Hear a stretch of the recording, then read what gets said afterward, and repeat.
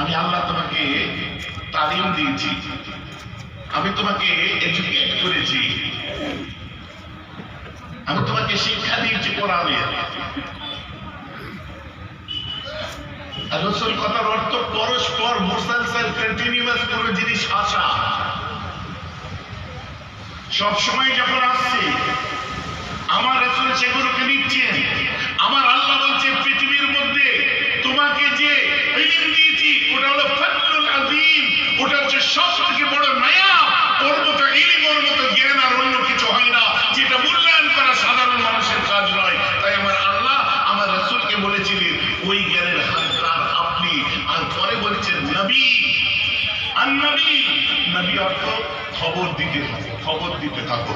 রাসূল তোমার কাছে আসতে থাকছে, খবর দিয়ে খবর বহন করো, খবর বহন করো, খবর বহন করো। এখন বলুন এর পরেই নিচ্ছে উম্মি। উম্মি কথার অর্থ যদি আমরা নিরক্ষর নিই, তাহলে আগে রাসূল আর নবী এই দুটো কথার সাথে এই উম্মি নিরক্ষর কথাটা কি যায়? যার কাছে কন্টিনিউ আসতে থাকছে রাসূল, যে খবর ছড়াতে থাকছে নবী। কথাটা বুঝতে পারছেন? আর তারপরেই ঠিকঠাক বলে দিচ্ছি নিরক্ষর। কেন আমার রাসূল বলেছেন মা নবী কারি,